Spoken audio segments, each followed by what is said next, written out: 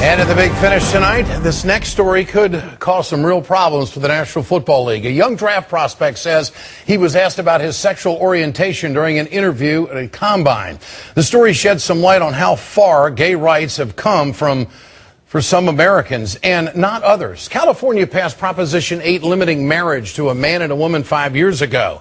Another example, this week, 75 prominent Republicans and 200 major corporations asked the Supreme Court to overturn Proposition 8. Don't ask, don't tell has already been repealed, and the president has declared his support for same-sex marriage.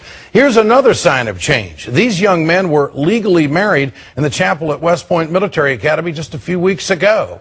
But these young Americans may not share the same freedom. The athletes at the National Football League Combine, well, they can't come out. It's illegal to ask anyone about their sexual orientation during a job interview. So tight end Nick Kasa says he was caught off guard when a prospective employer asked if he liked girls.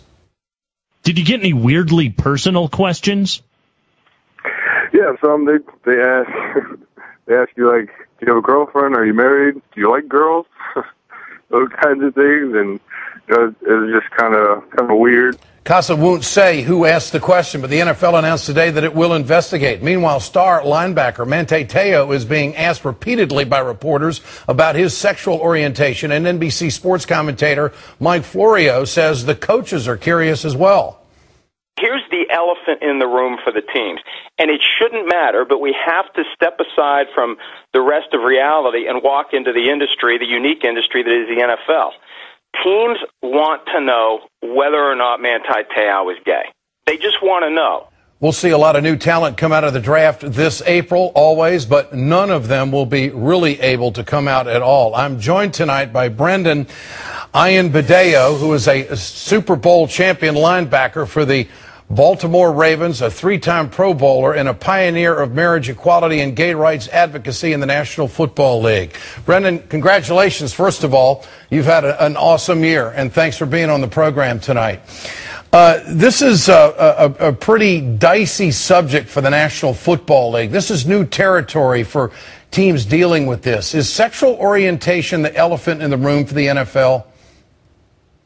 I mean, apparently it has been, but in the past it really hasn't been an issue, and now it's been on the forefront after what happened with the San Francisco 49ers in the Super Bowl, and what happened with me earlier in the season when a delegate from Maryland called me out and asked me to be quiet and not talk about equal rights. So it seems like it's not only on the forefront of the NFL, but it's also on the forefront for politics and things that are going on within our country as well. Do you think that a player's answer at the combine could affect their chances of getting drafted or moving up or down or even out of the draft?